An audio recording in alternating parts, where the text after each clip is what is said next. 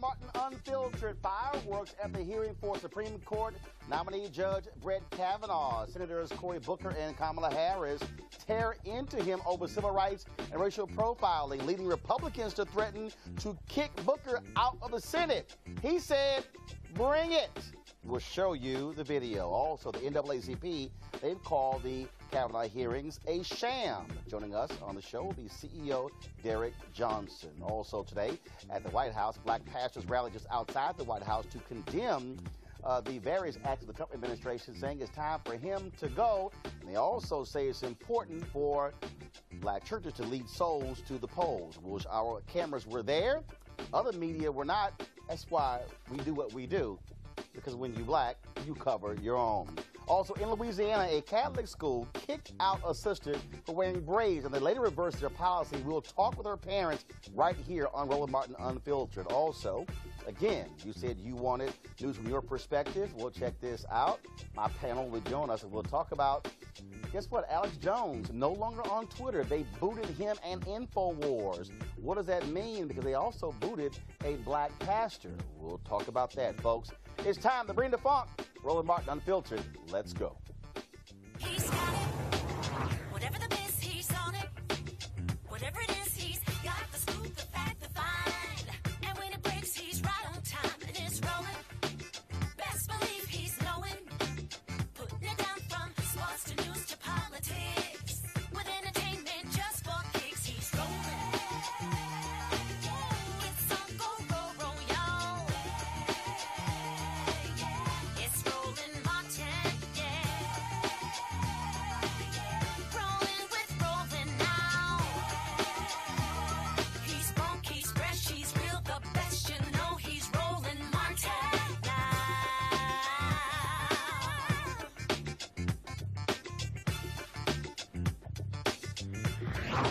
Martin. Today was the third and final day of the hearings for Supreme Court nominee Brett Kavanaugh, and man, the fireworks were aplenty. Senator Cory Booker said he had enough of Republicans holding back various documents related to Kavanaugh. And so what he did is he said, you know what, I'm just going to release them. Now, the deal is Judge Kavanaugh's court decisions, they are public, yet some of the documents, such as emails when he worked in the administration of President George W. Bush, as well as with Special Prosecutor Ken Starr, Republicans say those should be locked away. Booker said, you know what? I'm about tired of this nonsense. Some 42,000 documents were made available to the committee on the eve before the hearing started, like literally the night before. They only had about 15 hours to even review those documents. Booker said, enough is enough. He said, I'm releasing some of those documents, such as emails from Kavanaugh dealing with racial profiling, and he made it clear, you know what? I did it. What y'all gonna do? I knowingly violated the rules that were put forth, and I'm told that the committee confidential rules have knowing consequences. And so, sir, I come from a long line, as all of us do as Americans, and understand what that kind of civil disobedience is, and I understand the consequences. So I am right now, before your process is finished, I am going to release the email about racial profiling, and I understand that the penalty comes with potential ousting from the Senate.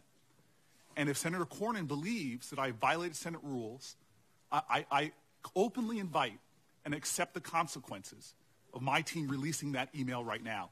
And I'm releasing it to expose that, number one, the emails that are being withheld from the public have nothing to do with national security, nothing to jeopardize the sanctity of those ideals that I hold dear. Instead, what I'm releasing this document right now to show, sir, is that we have a process here for a person, the highest office in the land, for a lifetime appointment. We're rushing through this before me and my colleagues can even read and digest the information.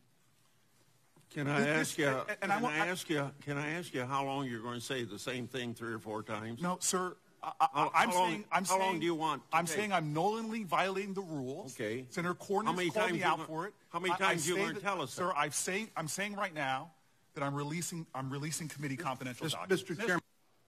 Now, then Senator John Cornyn of Texas, he said that Booker was violating the Senate rules and that he could be kicked out of the Senate. And that's when Cory Booker said, okay, you want to try that? I'll own it. Let's go through that process. We also saw Senator Kamala Harris also tear apart Kavanaugh, forcing him to answer very specific questions. And for somebody who was very fluid, very cool under fire, he had lots of problems answering her questions. And I would say he's probably going to be kept up at night dreaming, more like a nightmare, of Senator Kamala Harris. Judge, have you ever discussed Special Counsel Mueller or his investigation with anyone? Well, it's in the news every day. Have you discussed it with anyone? With other judges, I know. Have you discussed Mueller or his investigation with anyone at Kasowitz, Benson, and Torres, the law firm founded by Mark Kasowitz, President Trump's personal lawyer? Be sure about your answer, sir. Well, I'm not remembering, but if you have something you want to... Are you certain you've not had a conversation with anyone at that law firm? Kasowitz, Benson. Kasowitz, Benson, and Torres, which is the law firm founded by Mark Kasowitz, who is President Trump's personal lawyer. Have you had any conversation about Robert Mueller or his investigation with anyone at that firm? Yes or no? Well, is there a person you're talking about? I'm asking you a very direct question, yes or no? I need to know I'm not sure I know everyone who works at that law firm. I don't think you need to. I think you need to know who you talked with. Who'd you talk to? I don't think I'm not remembering, but I'm happy to be refreshed, or if you want to tell me who you're thinking of who works. Are you saying that with all that you remember, you have an impeccable memory? You've been speaking for almost 8 hours, I think more, with this committee about all sorts of things you remember. Yeah. How can you not remember whether or not you had a conversation about Robert Mueller or his investigation with anyone at that law firm? This investigation has only been going on for so long, sir. So right, I'm not sure. I'm just trying to think. Do I know anyone who works at that firm? I might know. That's not my question. My question is, have you had a conversation with anyone at that firm about that investigation? It's a really specific question. I would like to know the person you're thinking of, because what if there's... I think you're thinking of someone and you don't want to tell us. Who did you have a conversation with? I'm not going to... Mr. Chairman, I'd like to raise an objection here. This town is full of law firms. Law firms are full of people. First of all, I'd like you to pause the clock. Thank you. The clock is paused. Thank you. Pause the clock. Let me raise my objection. Recognized. This town is full of law firms. Law firms are full of people. Law firms have a lot of names. There are a lot of people who work at a lot of law firms. Responsibility to all Americans. Vote no. Be a hero. Vote no. You have a responsibility to all Americans. Be a hero and vote no. And be a hero and vote no. Be a hero and vote no. You have a responsibility to all Americans. Be a hero and vote no. Be a hero. Sir, please answer the question. I don't know everyone who works at that law firm, Senator. And have you had any discussion with anyone ever about Bob Mueller and or his investigation?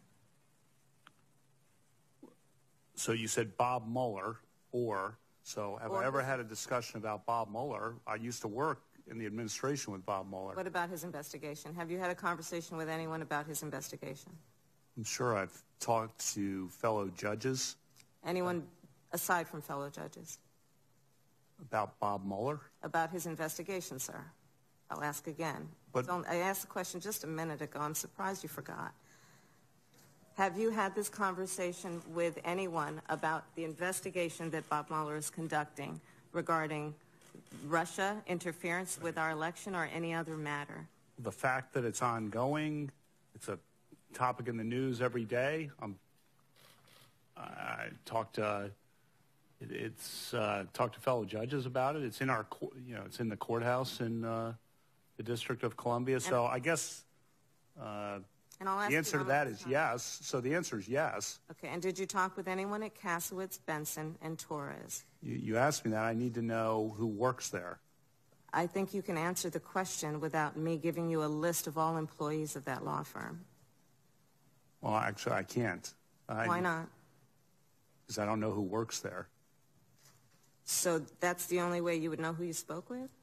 I want to understand your response to my question, because it's a very direct one. Did you speak with anyone at that law firm about the Mueller investigation? It's a very direct question. Right. I'd be surprised, but I don't know anyone. I don't know if I don't know everyone who works at that law firm. So I just want to be careful, because your question was and or. So I want to be very literal. That's fine. I'll ask a more direct question if that's helpful. Speak with anyone at that law firm about Bob Mueller's investigation? I'm not remembering anything like that, but I want to know a roster of people, and I want to know more. So you're not denying that you spoke with Well, I said I don't remember anything like that. Okay. I'll move on. Okay. Clearly you're not going to answer the question. That's what we call doing the butt dance. I can't answer a question. The Howard University graduate was not done. Check this out when she asked him about racial spoils system. Tell me what the term racial spoils system means to you. Senator, first of all, the Supreme Court affirmed the position that I had articulated in the amicus brief 7-2 in Rice versus Cayetano, an opinion written by Justice Kennedy. Second of all, the state voting restriction at issue in Hawaii was a state office, not for the Native Hawaiian.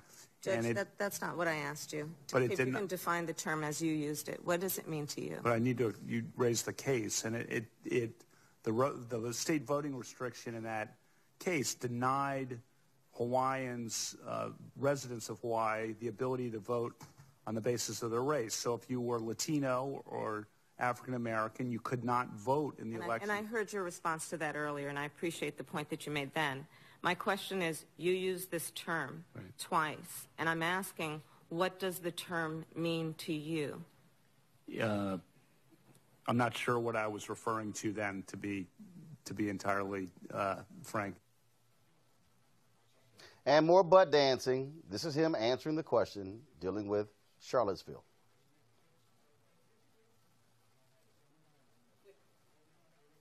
All right, so we have an issue with that video. I'm going to play that in just a second. I mean, that was pretty wild. Again, this is somebody, of course, who's supposed to be head to the Supreme Court, the highest court in the land, deciding all the major cases. And wasn't it interesting when it came to issues of race, he somehow could not answer any of those questions.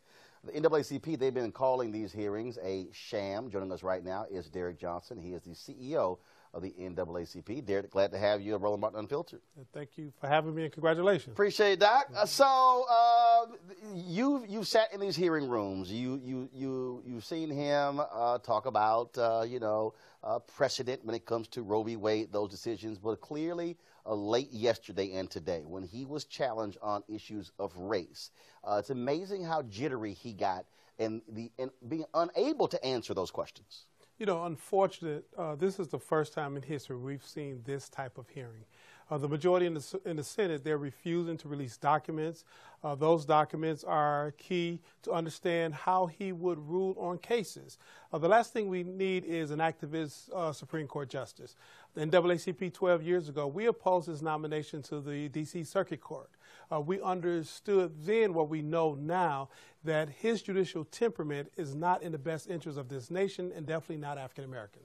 And again, when he couldn't even answer just very basic questions, and I don't recall what I was talking about when I wrote that, and then being jammed up on those issues. I mean, at the end of the day, let's just be honest, the Federalist Society, a far-right organization, the judges who they like are not likely to rule when it comes to issues involving race because they are upholding far different principles that really guided us for quite some time. So the response is that he couldn't. The real answer is he wouldn't answer the questions. He have answers to those questions, but they wouldn't be consistent with a confirmation hearing in which he will actually be confirmed.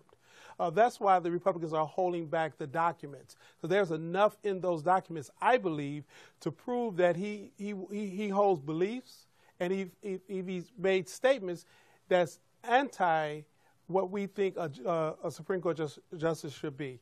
I believe, personally, there's information in the documents the Republicans refuse to release that is both racist in terms of statements. I believe that his positions on voting rights, on education, on many of the civil rights issues that we've won over the last 65 years will all be of question. We've seen federal appointments by this administration who wouldn't support Brown versus Board of Education. I think Kavanaugh's record is much more egregious than that. Look, he's expected to get some 53, 54 votes. And if that's the case, you're going to have a fifth person on the Supreme Court. First of all, do you believe the Democrats have been aggressive enough in challenging Kavanaugh and challenging Republicans when it comes to this nomination? I think they've become aggressive, but they only got aggressive at the opening of the hearing. They should have been aggressive all along. We are looking at unindicted co-conspirator of a foreign nation interfering with our election. That person happened to be occupying the White House. Kavanaugh wasn't even on the list until after he made statements that he felt that the president should be above the law. That's when he got on the list. That's how he got nominated. This hearing should not be taking place. Had the Democrats been more aggressive on the front end, we may not be looking at this issue. NAACP, we have no permanent friends. We have no permanent enemies. We have a permanent interest. And our interest is founded in the fact that what's in the best interest of African Americans oftentimes is found in one of the three branches of government. And with the Supreme Court, that's a lifetime appointment. So we've sent out the message, if any member of the U.S. Senate, Republican or Democrat, betray us on this, it is our job to tell black folks don't vote for them. All right. Derek Johnson, NAACP, we appreciate it. Thanks a lot. Thank you. As I said, folks, when it came to the issue of Charlottesville, we know that was a very contentious issue where, of course, Heather Heyer, she died as a result of being hit by a white supremacist. And so at the hearing, the question came up as it relates to Charlottesville. And here's what Kavanaugh, well, I won't say he had to say, what he didn't say. When you and I met, we talked about race relations in this country, and there's been a lot of talk among my colleagues with you about the subject. And when you and I met, I brought up the incident in Charlottesville, where, as you know, there was a rally by white supremacists that left a young woman dead. You will recall that the president who nominated you described the incident by saying, quote, "I think there is blame on both sides." So I think this will be a simple question for you. Do you, sir, believe there was blame on both sides? Senator, we did talk, and I enjoyed our meeting, and to talk about the history of this country, and we talked about that at some length and talked about discrimination. I appreciated your opening statement yesterday where you talked about your experience. One of the principles I've articulated throughout this hearing is the independence of the judiciary. And sir, I'd appreciate if you'd answer the question. I am, Senator. So one of the principles I've talked about throughout this hearing is the independence of the judiciary. And one of the things judges do, following the lead of the Chief Justice and what all the judges do, is not stay out of current events, stay out of commenting on current events, because it risks confusion about what our role is. We are judges who decide cases and controversy. We're not pundits, or we don't comment on current events. We stay out of political controversy. Judge, with all due respect, I only have limited time. But are you saying that it's too difficult a question, or it's a question you can't answer, which is whether you agree with the statement that there was blame on both sides? We can move on, but are you saying you cannot answer that pretty simple question? I'm saying that the principle of the independence of the judiciary means that I can't insert myself into politics in either of two ways, commenting on political events or, in my view, commenting on things said by politicians, a governor, a senator, a congressperson, a president. I'm not here to assess comments made in the political arena, because the risk is I'll be drawn into the political arena, and the justices and judges of the United States. And I appreciate your point. But there was such a robust conversation that happened, especially with my colleagues on the other side and you, about race. So on the subject of race, I raised this question, but we can move on. All right, folks, let's go to our panel. Far right, Eugene Craig Organization, Tiffany Cross. She is the manager and curator of The Beat, and Rashad Robinson, of course, executive director of colorofchange.org. So lots of butt dancing there by Kavanaugh. Yeah. When it came to race, he wasn't a smooth talker as he was the first 2 days. Yeah. And I think that was a really easy answer he could have given. I mean, that wasn't a political answer. A simple answer is, no, I do not support Nazis as a member of the judiciary. Very simple. It's not hard. Exactly. And this is somebody who can remember where he put a semicolon and not a period. He can remember from 20 years ago briefings that he weighed in on or wrote. And I find it pretty hypocritical that he conveniently manages to forget anytime there's some sort of discomfort in a senator's question. And I applaud Kamala Harris. I mean, this is why it's so important to have her and Cory Booker, new members of the judiciary, for raising these relevant issues, because they weren't there before. And them coupled with Mazie Hirono of Hawaii, they're the only people of color on the left who are pressing these issues. So kudos to them. Yeah, I mean, I agree. I also think that it's not convenient. Because his memory is so great, we have to assume that he actually knows that he has a history that could be drawn up at some point. Records and papers during the Bush years that can be pulled up when needed.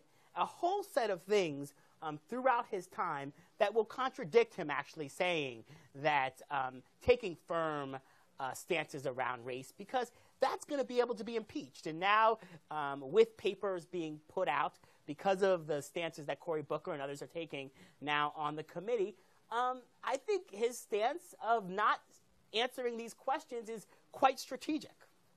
Yeah, I think it's a lot to unpack here. And if we jump back to Cory Booker earlier, I think Cory took the stance that he took because Grassley opened up this hearing by breaking Senate rules, by breaking committee rules. The motion to go into executive session is a privileged motion, should have been voted on right then and there. Motion to adjourn, anybody's familiar with Robert Rules of Order, is a privileged motion that should have been voted on right then and there. So the second when Cory said, listen, bring it, you know, he knows that, well, first, the votes aren't there to remove from the Senate. Secondly, you know, that they would not take the action. But when it comes to Kavanaugh's actual nomination, it's pretty hard for him to take a stance on race when, you know, the person that made the appointment is, you know, 45. Mm-hmm. But I think, too, though, to the point of race, I think this is very strategic on the Democrats' part because they are trying to find a chink in the armor on the Republican side. They don't have a lot of room for somebody to break the ranks. And so when you talk about his ruling, what Kamala Harris was asking about around the issue of racial spoils, I mean, that was around Native Hawaiians, which, of course, we know Lisa Murkowski, senator from Alaska, has a lot of Alaskan natives in her area. So if they can highlight, look, this guy that you're ready to vote for does have some racial objections that you should find objectionable. I have learned to not be Charlie Brown kicking the football again, because every time we think, oh, Susan Collins is going to save us, Lisa Murkowski is going to save us, and every single time they don't. So I don't want to get my hopes up. That ain't going to happen. And what I've got to say is what actually does make me finally happy is that, you know, to this Charlie Brown, Lucy sort of analogy, I'm finally glad that the Democrats have a backbone. That, you know, I have sat in Senator Schumer's office during the Gorsuch nomination, him walking through, you know, that the Senate Republicans would never give up the filibuster, that there's a number of Republicans that believe in sort of the order, even after what happened to Merrick Garland, after we already knew that. And so to see, because, you know, here's the thing about Mitch McConnell. I don't agree with a thing that he does. He is on the other side. But what I will say is that I would rather have someone like Mitch McConnell on our side that was willing to actually understand the game that's being played. Game is to win. And understand who they are fighting for. And at Cory Booker, whether he's running for president or he wants to be majority leader, actually made a real statement and a real case. Game is to win, and again, black people, y'all can still be mad at me all y'all want to, but I'm sorry. President Obama was not playing a game to win when he nominated Merrick Garland. If he was playing a game to win, he would have nominated a black woman. And maybe Anita Hill. And he would have had this picture. Crazy. Wait, he didn't even need to go to Anita Hill.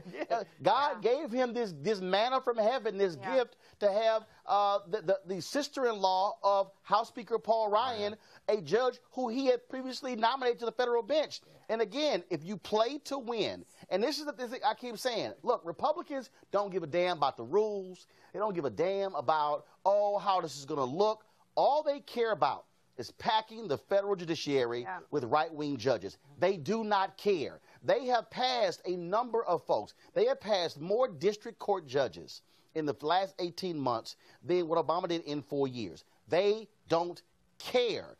Democrats have better decide, do you want to win or do you want to make nice? Because it's real simple. Because I'm telling you right now, if the Democrats get control of the Senate, if this flips in November, I'm going to tell you how Roland would do. I'll be like, we ain't approving a judge. It'd be back to the Harry Reid days. It'd be Harry Reid days. No. It'd be back to the Harry Reid days. I'm going to be harder than Harry Reid. No, yeah. And wait a minute. And see, I ain't even going to front. I'm going to say, look at here. This is why we ain't improving any judges. Because you pull that BS with Obama, and I ain't passing nobody. And when they out there yelling, I'm like, I don't care if y'all. I would literally say, not a single judge will get a hearing for the next 2 years. And what y'all gonna say? And for Democrats and for folks on the left, what's happening in these primaries around the country, where folks on the left, where a younger crop, a crop of more young people, of women, are taking power, this is a real sign for the future, because those are the folks that will hold the line. Those are the folks for the future. Unfortunately, we have too many people inside of the Senate that are invested in the old rules because they have nothing to lose. I'm all about winning. Yes. Folks, earlier today, outside of the White House, the AME Church held a massive rally there, calling on it's time for Donald Trump to go. Bishop Reginald Jackson, president of the Bishops' Council of the AME Church, along with other prominent pastors, organized the event called to Conscience Day of Action. Their purpose, again, holding this administration accountable. Of course, with the other members of the media there, black press, other folks know, which is also why we have this show. We talked to some pastors about that event. How critical is it for the clergy, for the black church to exert its influence when it comes to President Trump, but also this midterm election? The largest independent organization black people have is the black church. It's now in motion. You see it evidenced in Ben Jealous's campaign in Maryland. You saw it happen with Ariana in Massachusetts. In Georgia, Bishop Jackson is the Bishop of Georgia. It's happening with Gillum in Florida, or McHess from Mississippi. The black church comes alive, big things come our way. And I'm excited to see bishops calling this meeting, because it means November 6th is a date with destiny. November 6th is the big date. Everybody keeps talking about vote in November, but you have registration deadlines that are coming up in October. One of the things that I keep saying is you better focus on mobilizing, organizing folks to register. After they register, then vote. All high school seniors who are 18 or will be 18 can vote now. Matter of fact, the 4 million who graduated in May can vote now. All students on campus should vote before they attend school. If you're in Morehouse or Spelman, you're from New York, vote where you attend school, vote residency. Last time, there were 4 million blacks in the South still unregistered, 2.5 million who were registered who did not vote, 8 million altogether unregistered. We have too much power to throw it away. If we use our power in coalition, we're going to make something happen. You'll see evidence of it. We didn't have this kind of activity even pre-campaign in 16. Something's happening there that's a good thing. You got a hearing going on right now with Brett Kavanaugh. He was pressed by Senators Cory Booker and Kamala Harris on a variety of issues, including civil rights, and he pretty much danced around those questions. This is a nominee that the NAACP and others say will be absolutely against the best interests of black folks. He represents bad news for women and workers and people of color. Trump is in a bad way, and it's not just racism, it's racism. His behavior toward John McCain was meanness. Toward immigrants is irresponsible. This is a case of white nationalism gone wild, and we have an moral obligation. This is an ideology that's un-American. We must fight until he is sent out of this place prematurely. Bishop, why did you decide to call this event here in September in Lafayette Park, right in front of the White House? Well, historically, the black church has been the conscience of the nation. With all this going on, it was time again for the black church to call the nation to conscience. We've heard nothing except from what they call the evangelical Christians, who seemingly contradict what they say they believe. And when I say white conservative evangelical Christians, because there are black evangelical Christians. Yeah. And anyway, I think somebody had to speak truth to power. And we do not need to be professional prophets telling the king what he wants to hear. We need to tell him what he needs to hear. Jamal, I made that point because the reality is white conservative evangelicals have co-opted that name. You can be black and be evangelical, but not have the same belief system as they do. I would agree with you until I saw that circle of preachers at the table who are under that banner, that it is, in fact, black faces with a white conviction. And I think what was important here is that all different reformations came, not just AME, but AME Zion, Kojic, Baptist, to say what it is that we are conscientious Christians. Whether you're Republican or Democrat, you have to operate with some level of conscience. You also have these constant attacks. You see what's happening in North Carolina, where they targeted early voting. You see them wanting to outlaw voting on Sundays. I mean, these are direct attempts to target black folks.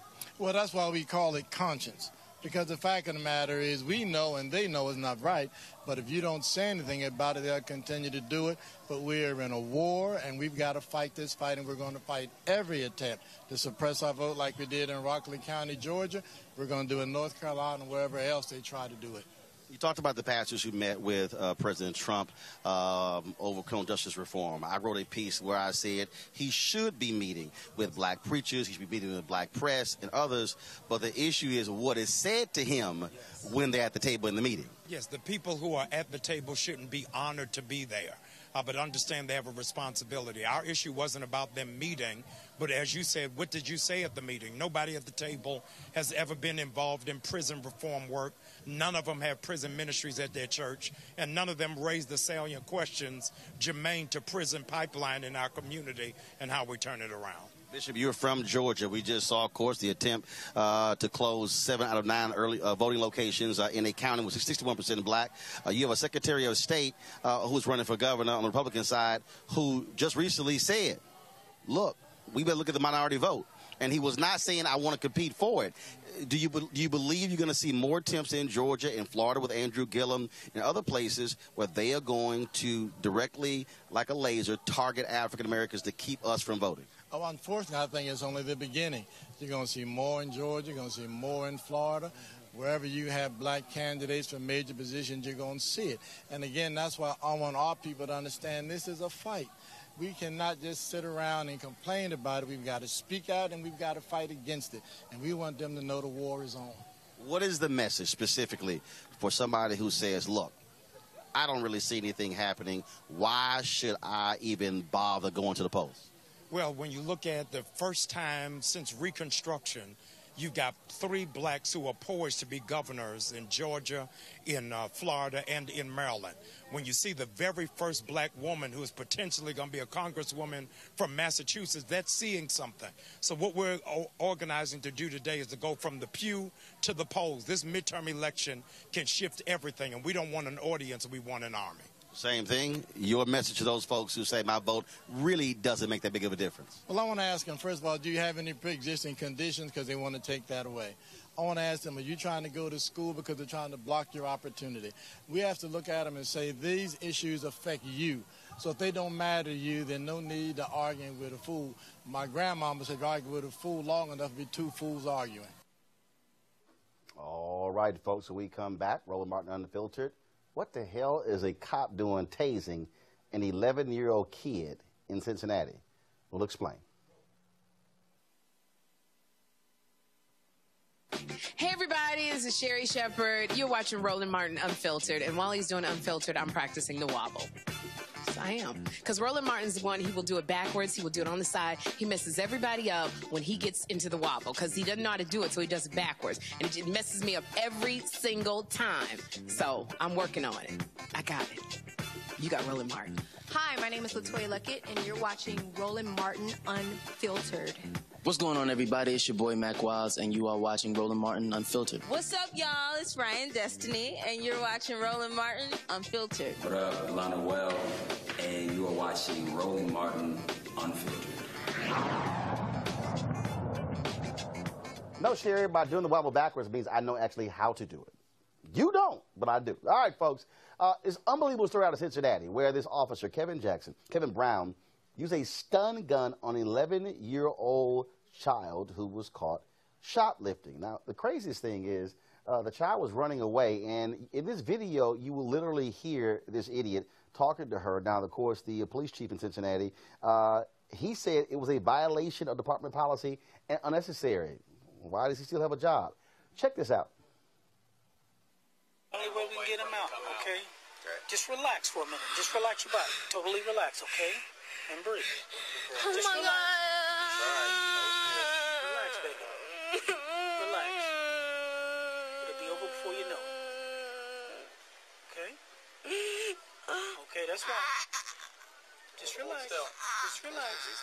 Relax. Then I gotta listen to all these idiots out here in the parking lot tell me how I was wrong for tasing you. You broke the law. And you fled as I tried to apprehend you. Y'all took this too?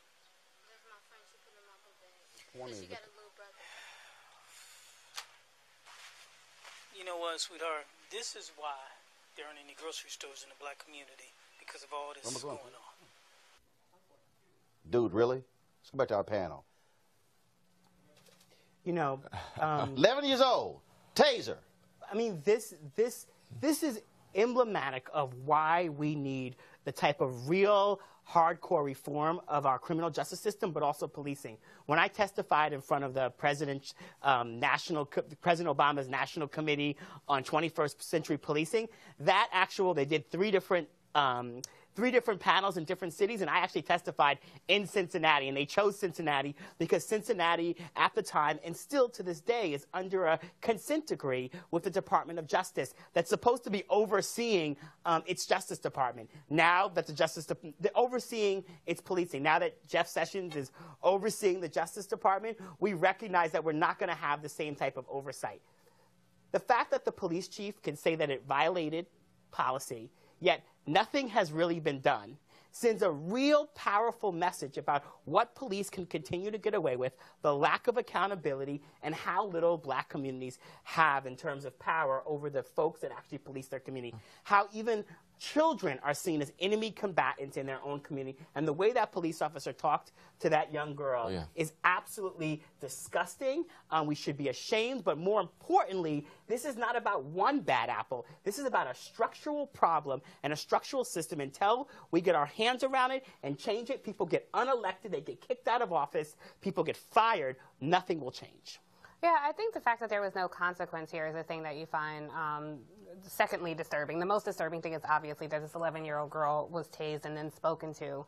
And you have so many white children who are, able to commit infractions, and they live to tell about it without being tased or murdered. Like that. Right, exactly. And I think the conversation sometimes gets hairy when the aggressor, being the police officer, is a person of color.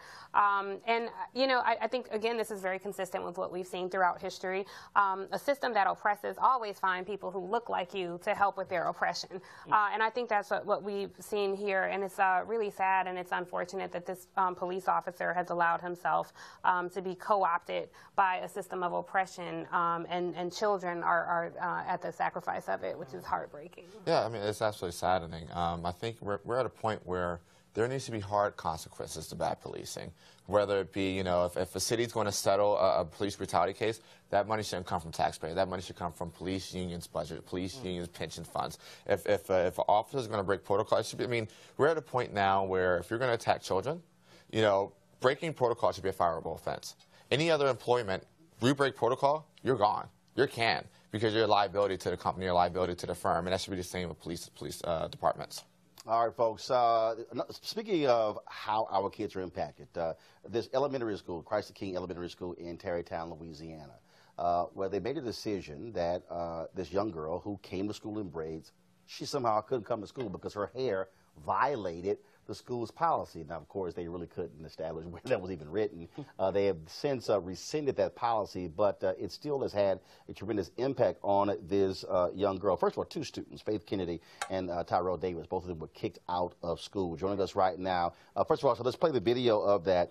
You will see, so this is actually what happened on the day they actually showed up for school. And you will see what their hair looks like, not really a big deal. And this is the girl's hair. This is her hair. Tyrell had braids. What's wrong with her hair? Nothing wrong with her hair.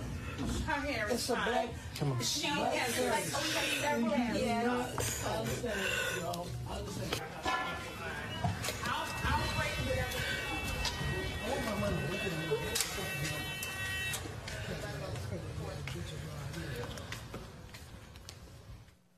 That hair somehow violated his school policy. Joining us right now is Faith's mother, Montrell Affinity, also Tyrell's mother, Tonyanita Parquette, and their attorney, James Williams. First of all, glad to have both of you here. To both of the mothers, I mean, how ridiculous is this for them to say that this violated the school policy? There was nothing wrong with their hair. Did you ever get any kind of notice where even pictures saying this is okay, this is good hair, this is bad hair? No, absolutely not. Faith and I had went to a meet and greet the day before school started, and we went to meet her teachers and the faculty, and the school staff was there, and she had her hair done, how she was going to wear it to school, and no administrator, nobody said anything to us. The next day at school, they sent her home with a note saying she could not return because her hair did not meet the new policy that was implemented over the summer about her braids. And she had been at the school 2 years wearing her braids. Her 5th grade ID picture is in cornrows that she wore the whole 5th grade school year.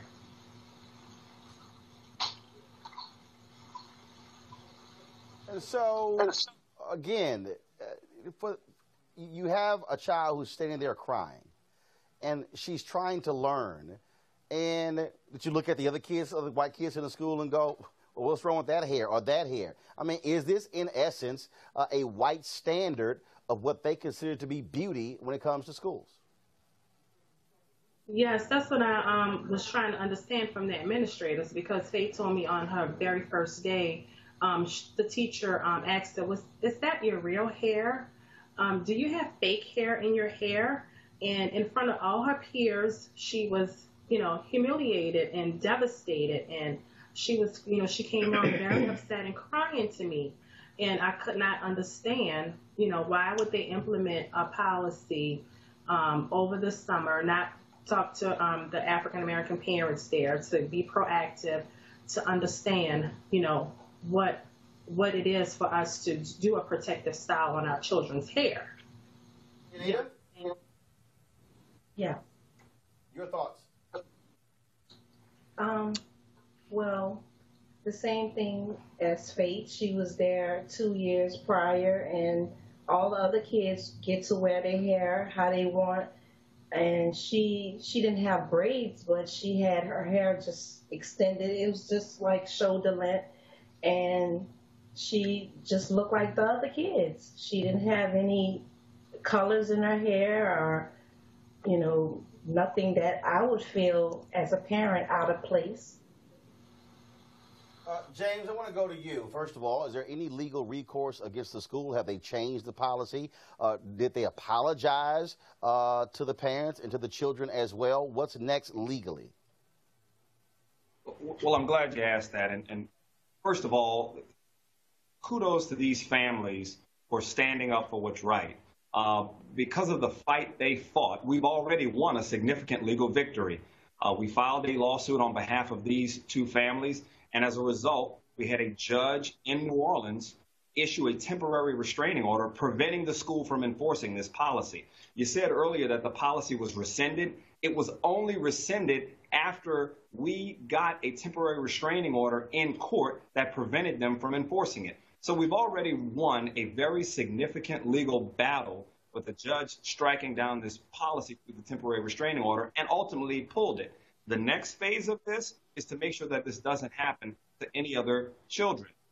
As Faith's mom and Tyrell's mom said, there is absolutely nothing wrong with these hairstyles other than being a value judgment on black culture, and that's unacceptable. My mother has braids, my daughters have braids, my wife has braids. There's nothing wrong with that, and it's culturally appropriate, and I just applaud the courage of these families to keep fighting. We've already gotten this policy stricken down, and we're not going to stop until this doesn't happen to any other.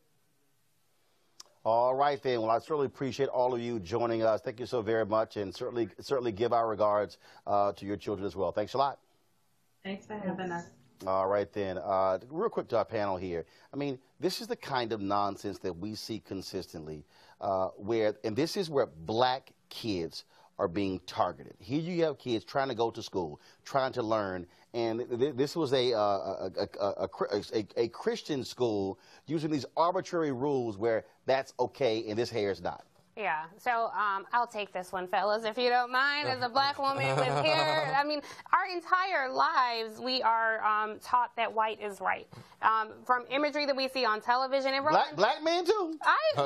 Completely. And Roland, I was going to say, you know, you and I both worked in TV a long time. There are people who always say you can't wear your hair this way if you want to be on air, which none of the, I mean, we have to start changing the rules. And I think this is, of course, obviously an attack on our culture, but the disheartening part, this happened to be perpetuated by white people. But the thing is, it has penetrated our community, and we are the hardest on each other. You remember when Gabby Douglas won the Olympics, and everybody, this huge accomplishment, all we could talk about was her hair. You remember when Will and Jada let Willow cut her hair off. All we could talk about was her hair because it is our crown and glory. But here's the piece, though. What happened with when Gabby won, it was a black folks who also talking about hair. That's my point. And the problem, and that's one of the, but see, here's where I think that where that's also a deal, where I think you have some of us who not only buy into somebody else's notion, but it's also the respectability game in terms of, oh my goodness, they're seeing us. First of all, she's competing. Yeah, okay? Exactly.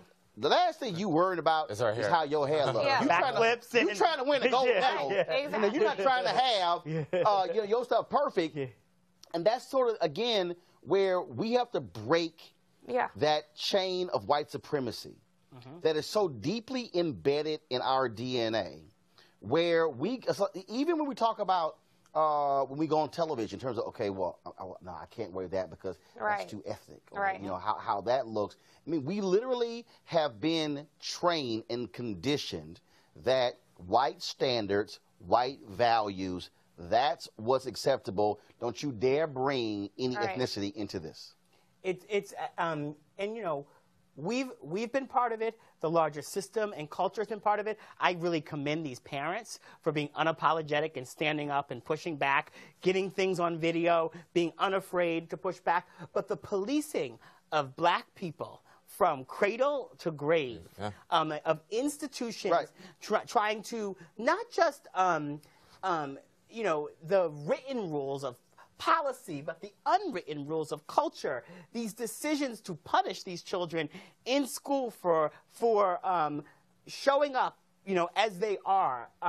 You know, these are the reasons why it's important that we have shows like yours, because otherwise we don't get these stories that sort of penetrate.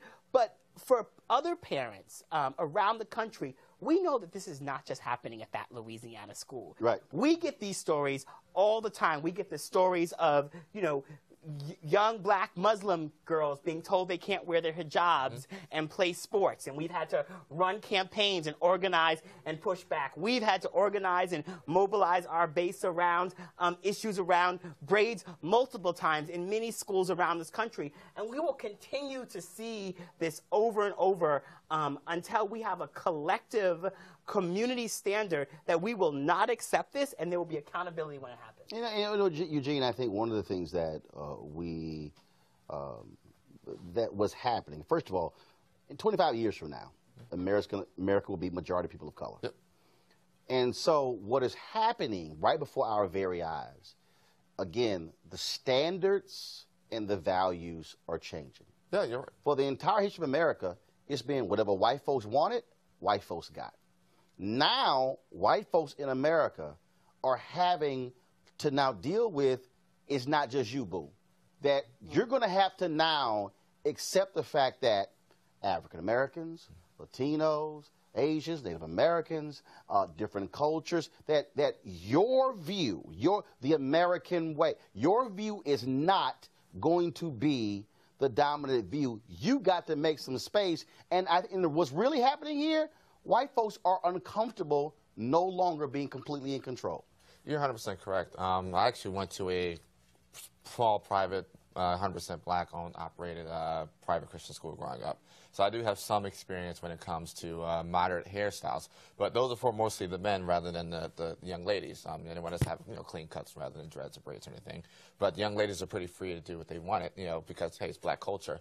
But Roland, you're 100% correct. I mean, if I could reference the situation going on in Missouri, I believe, where about 100, 150 black folk were denied jobs because their names were too, quote unquote, ethnic or too ghetto. Same thing. I mean, it's the exact same thing. It's a clapback. And you say all the time that black success, followed by white rage. Absolutely, folks. When we come back on Roland Martin Unfiltered, Colin Kaepernick's still ticking these folks off. Now, but here's the deal: another company has now come forward and said, we are with the players who are protesting. I'll tell you who that company is when we come back on Roland Martin Unfiltered.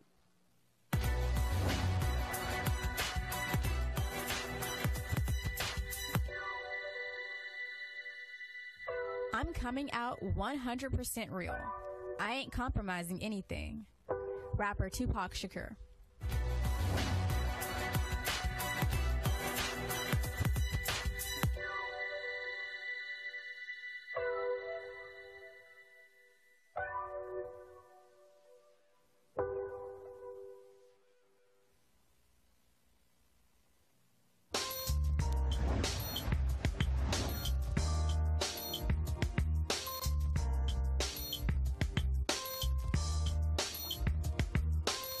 All right, folks, Alabama A&M University, go ahead and pull it up as our HBCU Giving Day University. We want you to support them.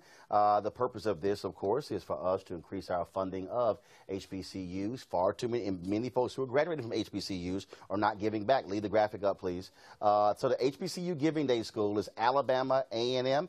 Their website, please pull it up so we can show folks where to give, is AAMU.edu.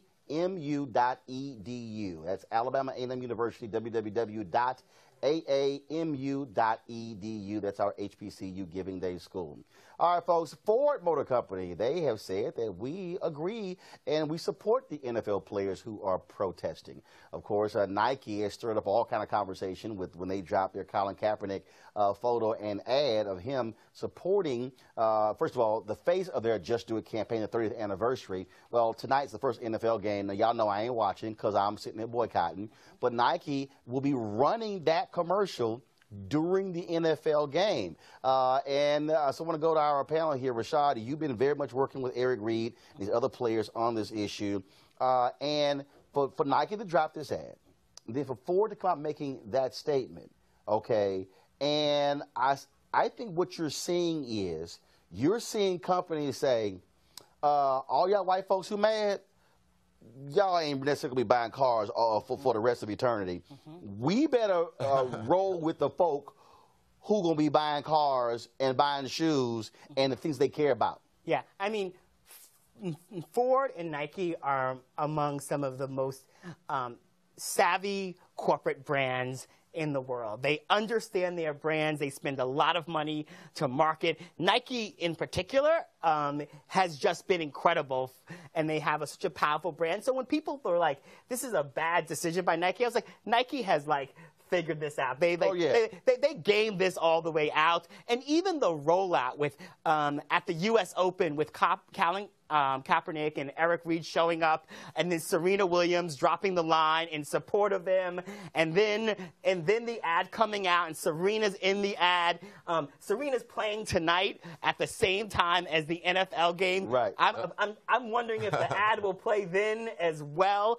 Nike has done, and I'm not here to tell anyone to buy Nike. Nike has all sorts of problems. I'm saying that from a business perspective, they made a really calculated business decision. But at the end of the day, 20, 30, 40 years from now, we will be talking about the heroes that Colin Kaepernick and Eric Reed are, the sacrifices that they have made, the conversations that they have stood up to make. And then we will, we also talk about the modern day Bill Connors. We will be talking about these billionaire owners who have hoarded their money, gained huge tax breaks, oftentimes in very black cities, to build stadiums and all sorts of other things, have not hired black folks at the level that they should in very black cities. And we will tell the story about them to their children and to their grandchildren. But I am really happy that at the end of the day that folks like Colin Kaepernick and hopefully Eric Reed as well are going to get the type of recognition, the type of support and visibility that they deserve. And for the folks, Tiffany, in this generation, they need to understand John Carlos and Tommy Smith caught hell for years after what they did in Mexico City in 1968. Cost them marriages as a result. So I think people don't really understand. So I love these people talk about, oh, it hasn't cost them anything. Eric Reed last year had his golf tournament and sponsors pulled out, and he then put the money up himself. And it was for sickle cell. Right. Like it wasn't like his personal. It was like a thing that his father put together for sickle cell in Louisiana. Go ahead. Well, I mean, I echo everything you said, and I would just say for the companies, if it doesn't make dollars, then it don't make sense. So these companies definitely thought it through. But I like the social justice message it sends, and I think this is another example where we can highlight the hypocrisy of the right.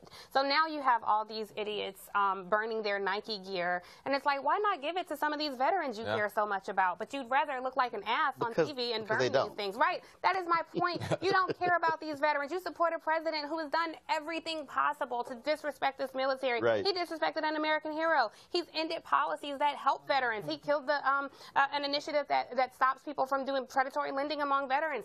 So stop BSing us. Like, don't pee in our face and tell us it's raining. We see what you're doing. This is all about race. And it's really about black people feeling like y'all got out of line. We, the owners, going to tell y'all what to do. And Colin Kaepernick, Nike, and Ford are all giving a big middle finger to the NFL. And since we on the digital, I would do it, but I won't disrespect the set like that. But I'm right there along with them. It's called. Go ahead. Eugene, final word on this. The big thing is this. I think this is a major turning point. Up until this point, it's pretty much just, at least look to the world to be Colin Kaepernick plus the black community. Now, when you bring corporate backing and the power of corporate backing, power of a Dow Jones listed company, it's a major deal. I mean, you have folk from major, John Brennan. Is out supporting Colin Kaepernick now. Former General Wesley Clark is now coming out saying, "Hey, Colin Kaepernick's doing a patriotic thing." And so, I see it as a turning point. And again, that's why I talk about values. The reality is, white folks in America don't understand our history with the flag and our history with patriotism. Again, they've always determined what the rules were and the rules of engagement when it came to showing patriotism. And so I think, again, I keep telling folks, this is not about Donald Trump in 2020. This is about literally what is going to be happening over the next 25, 30, and 40 years. We've had a white standard in America. And look, there are some conscious white folks out there who have been allies who are wonderful. But just overall, the standard of what it means to be an American, defining what that is, has been defined through a white prism. And now all of a sudden, it's uncomfortable for them having to accept the reality that this is not going to be a different standard. And that's why they want to go back to how things used to be. And this whole notion of make America great again. They want to go back to the 1850s and the 1950s. And that ain't going to happen. Just letting y'all know. All right, folks, so here's the deal. This is, of course, our third show, Roland Martin Unfiltered. We launched this digital show because I firmly believe that we needed to have our own voice daily, not drop in some 5 or 6 minute clips, but really being able to have engaging conversation, engaging dialogue, having guests come on.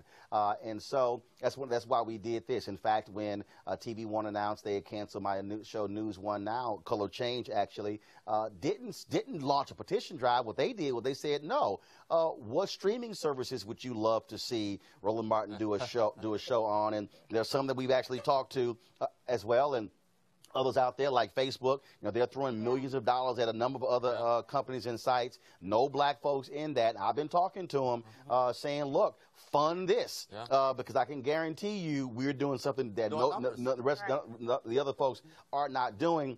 And so what we also, and I was playing around with this idea, do we do a for-profit? Do we do a non-profit?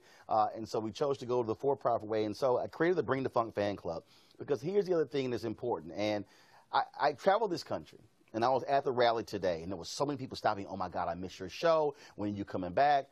You come back to TV One. So when the moment somebody tells me you come back to TV One, what it tells me is they're paying for cable. Okay? And so I said, look, we have to fund our own freedom. We have to decide what it is we actually want to pay for. And so we created the fan club for folks to also support this, because the reality is all of this stuff actually costs money, real money.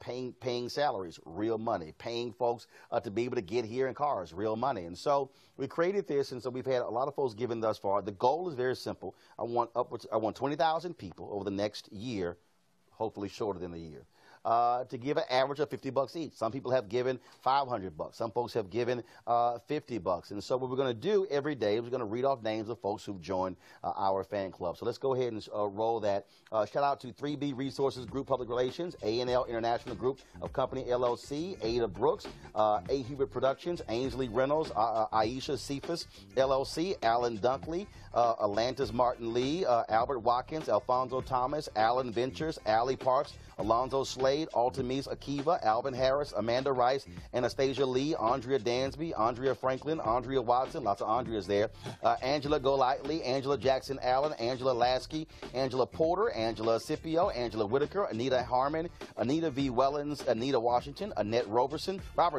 Anthony Bookman, Anthony Dukes, Anthony Merritt, Anthony Montgomery, Anthony Quinn, Anthony Robertson, Anton Gunn, my man out of South Carolina, Antonio Bailey, Antori Robbie, April Bowen, Ashley Diggs, Audrey Justice, Ava Jourdain, Aya Inelli International, Barbara Smith, Baron Banks, Barry Parker, Ben Davis, Benjamin Bundy, Bernard Norman, Beverly Kennedy, Beverly Plumber, Beverly Williams, Busy Bee Enterprises LLC, Blessed Hands Consulting LLC, Blessings for You 2262, Bobby Shine, Bosede Olegon, Brandon Stanford, Brenda Williams, Brenda Smalls, Brett Lewis, Brian Lang, Brian Morse, Brian Moss, Bridget Hill, Bruce Finklia, Brian Mitchell, Brian Price, that's Brian Mitchell, yeah, my man with former Redskins, Bert Gaddis, Bird's Eye View Solutions, Inc., Candinho Gomes.